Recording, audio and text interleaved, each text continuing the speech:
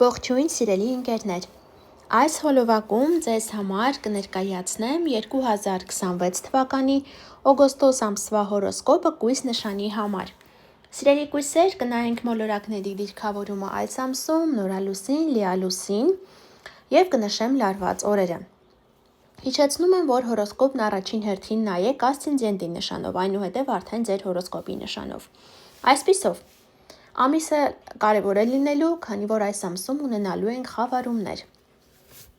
Այսպիսով, արևը մինչև օգոստոսի 23-ը կգտնվի առյուծ նշանում, իսկ դա ձեր 12-րդ տունն է։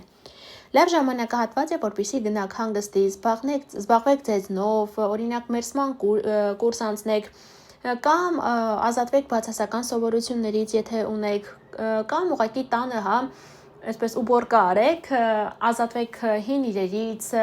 ճաքած, կոտրված իրերից, հին հագուստից, որպեսզի արդեն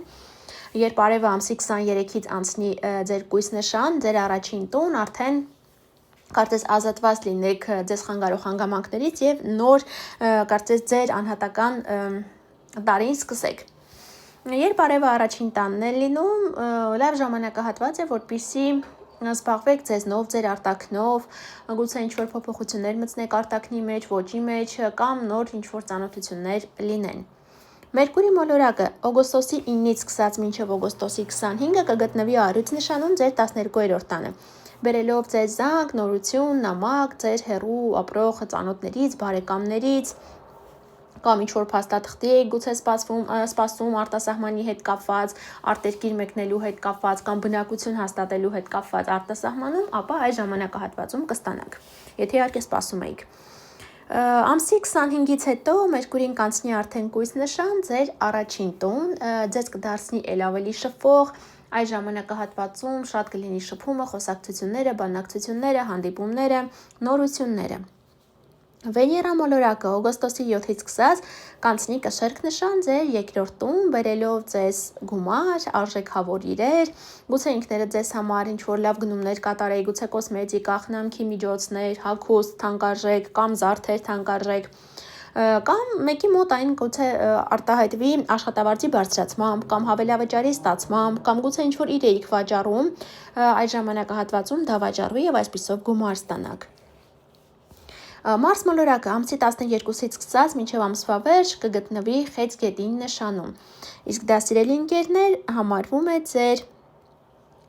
9-րդ, ներողություն 11-րդ տունը,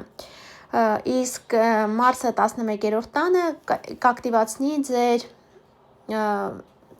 կազմակերպչական ունակությունները այս ժամանակահատվածում, գուցե ավելի շատ հանդիպեք ձեր ընկերներին, գաղափարակիցներին, իհարկե նեգատիվ տեսանկյունից հնարավոր է բերի տարաձայնություն ընկերոջ, ընկերուհու հետ,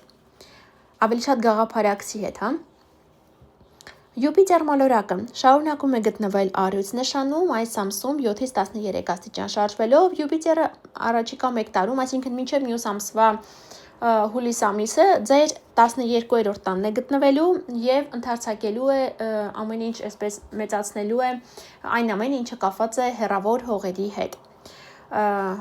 Յուպիտերը այստեղ սիրելի ընկերներ կարծես ձեզ նախապատրաստում է, որպեսզի արդեն մյուս տարվանից սկսած գա ձեր առաջին տուն և ել ավելի մեծ նվերներ բերի ձեզ։ Յուպիտերի հետ կապված առանձին նյութ ունեմ իմ ալիքում տեղադրած, կարող եք նայել, թե ինչ փոփոխություններ ձեզ կբերի առյուծ նշանում։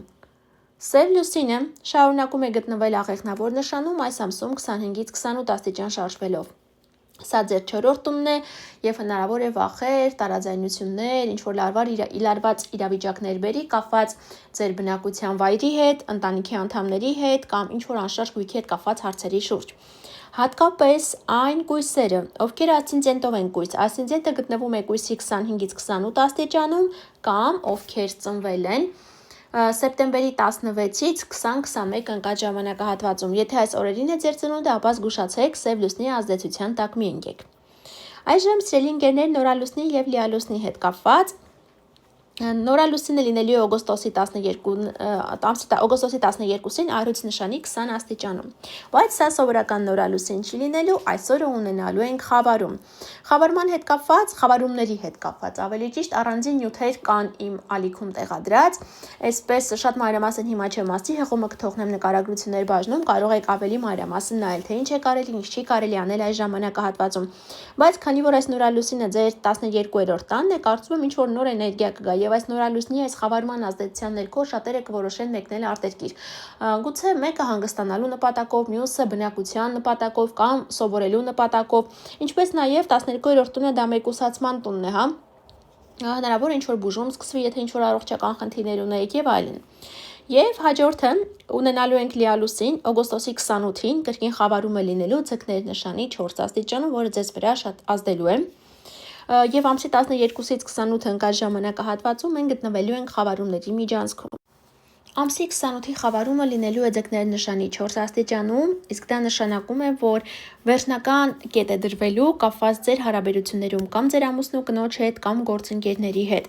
Հատկապես այն կույսերը, ովքեր ասցենդենտով են կույս, ասցենդենտը գտնվում է կույսի 3-ից 5 աստիճանում կամ ովքեր ծնվել են օգոստոսի 26-ից 28-ը ընկած ժամանակահատվածում։ Եթե այս օրերին է ձեր ծնունդը, ապա այս խավարումը ինչ որ կարծես էտապ ձեր կյանքում կփակի։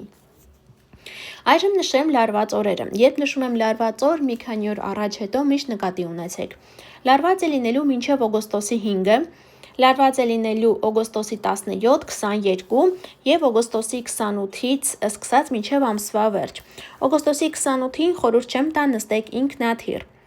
Այսքանը սիրելի ընկերներ, կապված